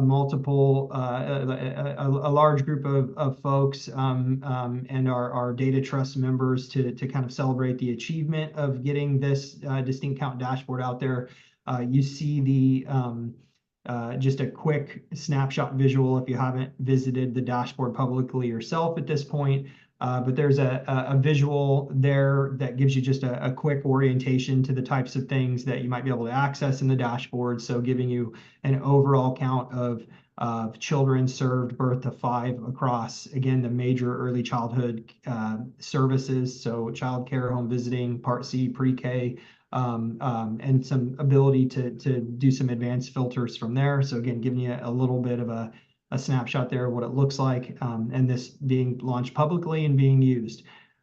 Following December, we have been on a little bit of a virtual roadshow with this distinct count dashboard, presenting to lots of community partners, receiving feedback and ideas around how folks could best use it, helping us inform where we might move forward with additional developments and what could be built in to expand the dashboard, and have been really encouraged by the feedback and what's being generated as possible pathways that we can go forward with on. So again, just trying to acknowledge some concrete accomplishments with what we've been doing with the data trust and hoping to kind of forecast what could be possible next with working with the data trust. So into our next phases, kind of where we're going next. We're hoping to be able to enhance this tool and make the dashboard even more useful to some of the user groups and folks that might be interested in using it. Specifically, like that first point around census data. The dashboard itself is kind of a distinct count of children by county or region who might be served by those various initiatives. Where we're going next is overlaying population or census data so that it can help folks that are using the dashboard maybe get a sense of potential reach or service gaps that might be in the community. So if we know we're serving 50 kids birth to 5 in a given county, but the population of kids birth to 5 in that county is 500 kids, overlaying the census data would allow us to kind of understand the relative impact or the proportion of children and families that might be supported by services, and then help us understand gaps, needs, advocate for filling service gaps if needed. We're also going to be updating this data. So we launched it last December and used kind of a point in time count of last year's data from each of the 5 state agencies. We'll be updating that again with new data soon. So you'll have the ability to look at kind of trends from last year's data through this year's data and enhancing the dashboard with that.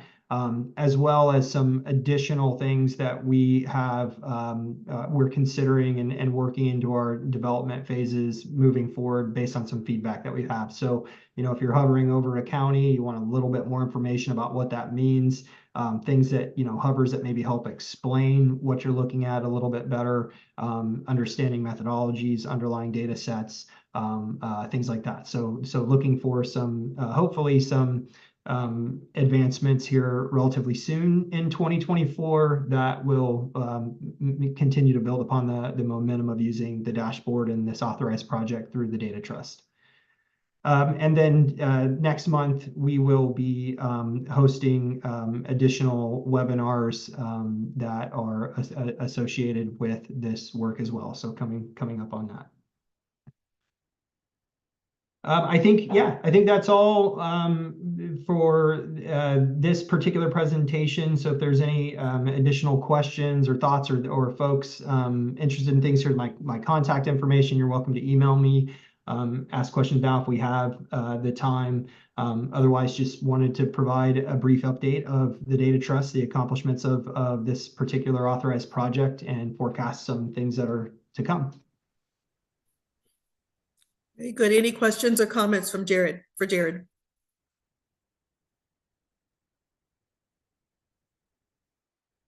Thank you, Jared, for providing the update.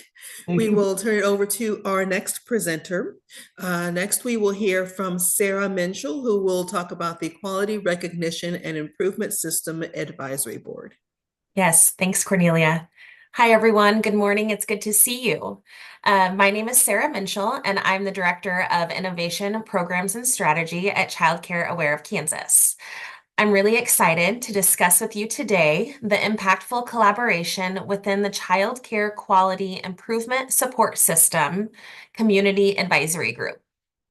Our work is funded by DCF, who has been instrumental in our endeavors. Our core mission of this group really centers on fostering alignment and collaborative efforts amongst system partners and stakeholders statewide. This is to aid the development and execution of shared services alongside Kansas's Quality Recognition and Improvement System Links to Quality. You may have heard a little bit about each of those projects from time to time. This advisory group embodies a diverse representation from many of the organizations present today. We're dedicated to exploring effective strategies moving forward to engage child care providers themselves and families a little bit more deeply within our processes. Next slide.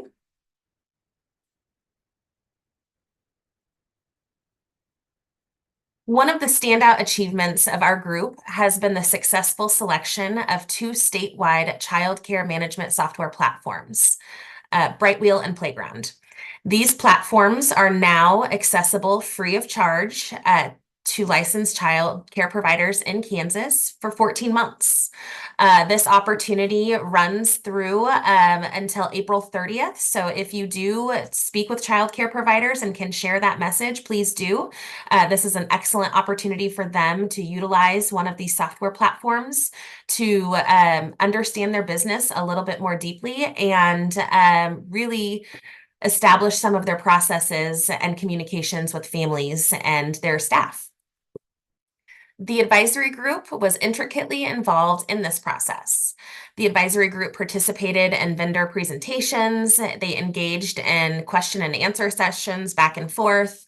And then they also analyzed statewide data to understand what providers were currently using and preferences among providers that were currently using a software so that we didn't have to ask those providers to abandon what they had learned and what they had begun to implement to be able to take advantage of this offer.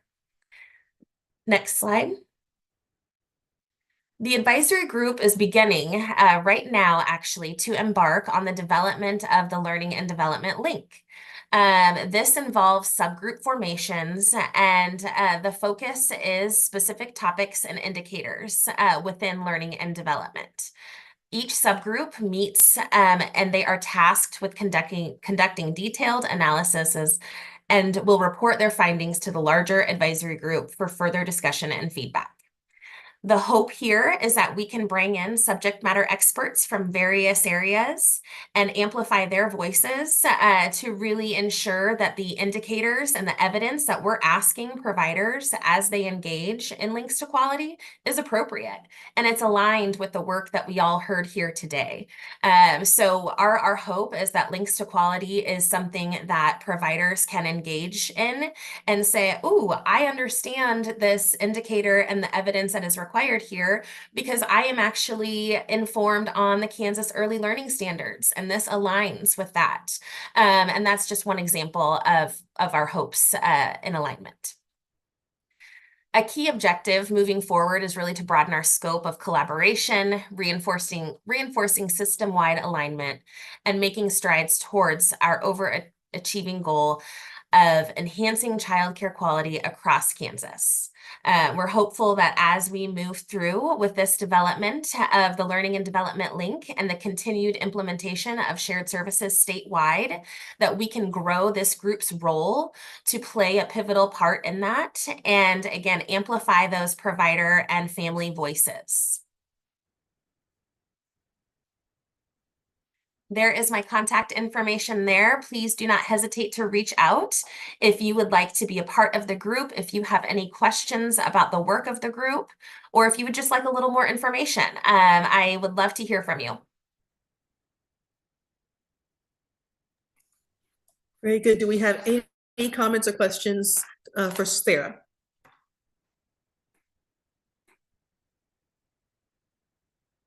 If none, thank you, Sarah, for providing that update. And for our final presenter this morning, we will hear from Sandra Berg, who will give an update on the Children's Subcommittee of the Governor's Behavioral Health Services Planning Council. Thank you, Cornelia. Good morning, and I'm a little overwhelmed with all of the great stuff that's been going on in the state. I'm going to take this report back to the committee and let them see all the great things that are going on, because I see so much overlap and so many ways that we can connect and support the work that's going on in Kansas. So if you want to go to the next slide, Sarah, Cornelia, thank you. The Children's Subcommittee is part of the Governor's Planning Council for Behavioral Health, and we are one of 12 subcommittees that are established by the Planning Council. Our focus primarily was on the severe persistent mental illness and the severe emotionally disturbed populations, but we also recognize that it's a systems approach that we need to take to help all the Kansas citizens that have behavioral health needs and keep those in mind as we do our work. So some of the other subcommittees include evidence-based practices. How do we roll those out in Kansas? Housing and homeless, the justice-involved youth and adults, I'm not going to read the whole list, but things that really impact the early childhood and the families. Problem gambling is a huge one. In rural and frontier, we know that there's really unique challenges with folks that live in the western half of our state and in areas that aren't as populated. So we have a subcommittee that focuses just on that. And all these subcommittees intertwine, overlap, or informing recommendations to the secretary and to the governor and to the legislators on what we need to do to improve the behavioral health systems in Kansas. So if you go to the next slide, we are also the advisory group for the KS Kids Map. And for those of you that are not familiar with that, it's a pediatric mental health grant that supports primary care physicians who are the primary caregivers of mental health for children in Kansas. So this is, to me, it's probably one of the most impactful programs that we have in Kansas for helping those providers in the community. I think somebody earlier talked about provider health, but if our providers aren't equipped with the knowledge and the support that they need to serve these really complex populations, they're going to either stop seeing them or they're going to burn out. So they've set up a three-pronged approach to support the primary caregivers. And I'm going to try to remember all these because I'm doing this from memory. One of them is an ECHO program. And if some of you probably are familiar with ECHOs, that's a peer mentoring program where they can come in and learn and have a didactic interaction. They can do staffings on de-identified individuals. They also have a provider support group. So anything that they can do to help the health and welfare of our providers, they will work with that too. They also will do case consultations. So it's really been an outstanding program. It's been in Kansas for, I believe, 4 or 5 years. So one of our recommendations to the governor is that we continue to fund this program. We keep it moving along. It was originally a HRSA grant, and I believe that grant has been extended, but it still takes support from the state level to keep it going. You can go to the next slide, please. The other thing we looked at last year was the continuum of care and getting parents and getting the community engaged. So we reviewed the system of care to look at what the current resources are, what the needs are, so that we can push that out to parents. And that's one of the things that we continue to struggle with. When I hear about all the good things that are going on in Kansas, I've been in Kansas all my adult life. And these are things I'm learning about. And I've worked in the mental health system here in Kansas. We continually struggle with getting resources available, showing people where they are. I recently had a conversation with WIBW in Topeka. They're building a hub for resources to get people one place to go to. So this is one of our recommendations, is that we continue to look at how we can build out a centralized location and help educate our professionals on how to refer parents and give them the right supports that they need. So the last one on the next slide, we really wanted to look at diversity, equity, and inclusion and focus on underserved and unserved populations that really focus on ethnicity, gender, language, and culture. We really felt like this was a focus area that had been not highlighted as much as it should have been. So that was part of our recommendation to the secretary last year, that we really look at those populations and strengthen the approach that we have towards them. Now for 23-24 goals, and I didn't put this on a slide, so I'm just going to run through them. We're going to continue to support the KS Kids Map program. We are also looking at supporting initiatives that help transitional age youth. because we know that these youth are extremely vulnerable, and these youth become the parents of children who could be at risk as well. And then we wanted to focus on early childhood mental health services, looking at prevention and positive childhood experiences, making sure that we have healthy pregnancies and postpartum support, and making sure the resources are there. So we've been exploring with subject matter experts coming to our committee. We've had the Kansas Council on Developmental Delays. We also have heard from the Kansas Department of Education district and community leadership teams. We have a representative from the mental health intervention teams with the Kansas Department of Education.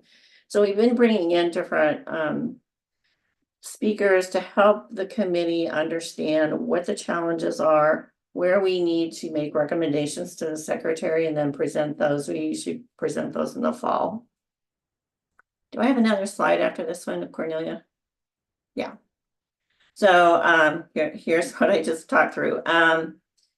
Our goals for the coming year, we're getting pretty close to starting to write our recommendations. We usually do that through the summer. We'll have a couple of speakers. Our meetings are the second Friday of every other month. We have Linda Heitzman-Powell coming from the KU Medical Center, talk about the autism services. We're seeing a great need for support for children on the spectrum. We'll have someone come and talk from WIBW to talk about their Hear Me, See Me campaign, which is going to support mental health across the state. And we invite anyone that would like to come and present to the subcommittee to come and talk about some of the great work that you're doing. If you feel like this is something that the subcommittee can take back and recommend to the secretary that we keep going, or different ways that we can partner, we would love to have you come. Is there another slide after this one, Cornelia? Yeah.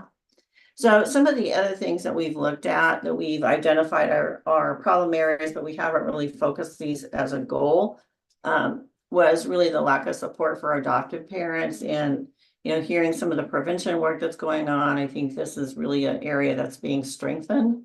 Again, looking at early childhood mental health services, I know there's been some work groups going on in the state to look at how does Medicaid, for one, pay for mental health services for early childhood, and how can we really support that? Looking at substance use, we decided we wouldn't focus on that because there is a subcommittee that does focus on substance use across the state. Looking at how we can improve our cross-system care, or improve the services for children and youth that are being served in multi-systems. We have children in the child welfare system. We have children in the juvenile justice system. We have parents that are involved in the criminal legal system. How do we support all of them across the different systems of care? We looked at the workforce strategy for the caseworkers, case managers. We know that that's a big challenge for the state. Looking at healthy pregnancy, postpartum, we've talked about that already. Looking at how we can increase the positive childhood experiences to avoid the adverse experiences impact. And then looking at transitional age youth, and how the certified community behavioral health centers can coordinate with other resources to support those transitional age youth, with employment, rehab, employers who will help support the youth that are coming out of care or transitioning into adulthood. Next slide, and there's my contact information. I am the chair of the Children's Subcommittee. If you're interested or would like to come and speak to the subcommittee, we'd love to have you. If you know of anyone who would like to join, our subcommittee is made up of parents and youth that have had experience in the mental health system. We have the Department of Corrections, Department of Education, KDAS, KDHE, DCF. Who else is on there? providers within the community. We have folks from the community mental health centers. At one time we had early childhood representation. We have Eric Vaughn, who oversees the advisory group for the foster care litigation settlement. So quite a diverse group. Always have a lively discussion. I always walk away from the meetings very energized because of all the great things that are going on across the state. So any questions for me?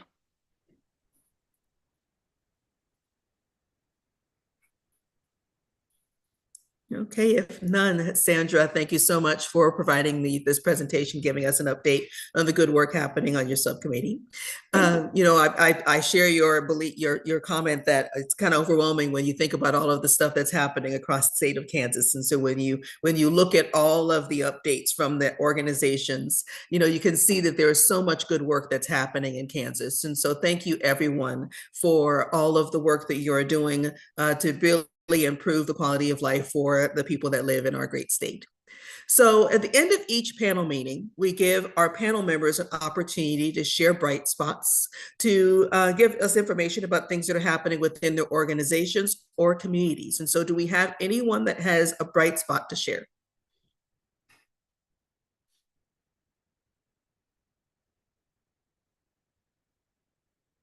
I know that there are amazing things that are happening within your organizations.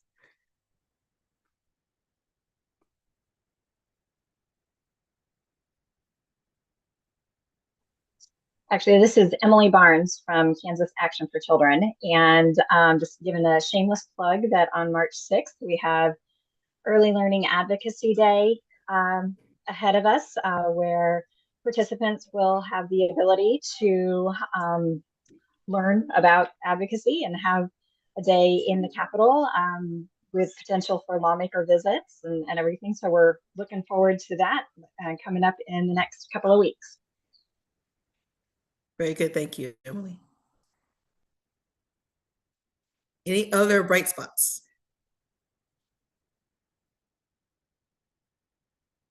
It can be within your organization, within your community. I will say that as part of the Children's Advisory Committee, we also help support the Youth in Leadership, which is a initiative by KDADS to help build leadership with our youth across the state. They will be having their own advocacy day at the Capitol on March 26th, I believe. I'll have to go back and look at the date. But really excited about seeing the enthusiasm of the youth across the state. Last year, there were over 200 youth that attended the Mental Health Advocacy Day at the Capitol. It got so big that they wanted their own. So they're going to have their own day at the Capitol. They're anticipating maybe up to 400 youth attending this Mental Health Advocacy Day for children. So pretty exciting stuff that is going on with the youth in Kansas. Amazing. Very good.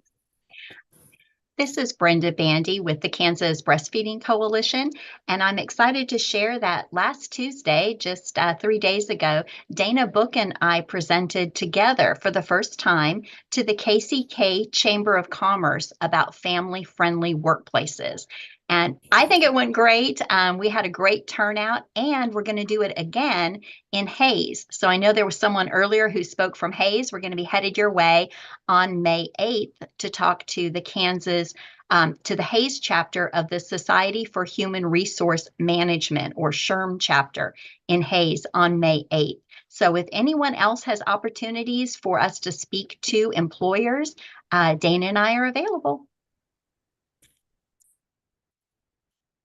Very good. Thank you, Brenda. Any other bright spots to share? If not, I'll share one within my organizations. This past Friday, we celebrated our 20th anniversary at Top Priority Learning Centers. And so for our celebration, we actually rented Century 2, which is the concert hall here. We had our children, our 3 to 5-year-olds, who spent the past 4 months. Each school selected a Disney theme. So we had The Lion King, Moana, and Little Mermaid. And the children actually made the backdrops, the sets, the props, their costumes. Now these are like 1 to 5-year-olds, and so they made they made giraffes. I mean, it was amazing. And so they made all of everything for their production, and then they made a movie, they said, and we actually recorded the children actually singing a song, and then showed the movies live during our anniversary celebration. We also had updates for about 20 children who graduated from our schools. So we had children who were in our first graduating class 20 years ago, who are like in their 20s now, who are like adults and living life, and doing amazing things. And we had some middle and high schoolers. And so we had over 2,000 families, people in attendance. And so that was incredible in terms of like just family involvement and engagement to have that many people. We've learned that if you tell your families that your 3-year-old is going to be in a movie, they will invite everyone they know. So it was an incredible event, but it was a true reflection of what children are really capable of doing if you just give them the opportunity to do it. And so people were totally amazed, and it was a wonderful event. Jatisse, I see you have your hand up. Yes. So I'm a preschool teacher in Meade County, and we're starting like a new little kind of early childhood coalition in our county, where we are getting ready to work with Child Care Aware and Kansas State University to do a community level needs assessment. So we're at the very beginning of that process, and we are super excited to take advantage of those services and how they've been, we just kind of had our first meeting with K-State the other day, and we're beginning that process and kind of excited to see where it goes and what it can lead to for the future of our county. Very good. Thank you for that update.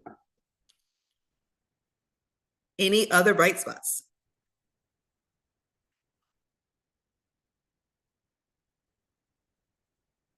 Okay, if not, please keep an eye out for the Early Childhood Governance Summit event summary that will be on the Children's Cabinet website. Please contact Lindsay with follow-up questions or requests from any information. You'll receive a lot of this information. Of course, the video recording will be available as well. For our next of course, if you want to stay up to date with any of the information that's happening, you can subscribe to the All In for Kansas Kids newsletter. Also follow on Twitter, not Twitter, and then the Kansas Children's Cabinet, your website and YouTube page as well. For our panel meetings, our next panel meeting will be on what date, Lindsay? I'm sorry, I don't have it here. March 22nd. March 22nd. There you go. And so we'll have our traditional panel meeting at that point.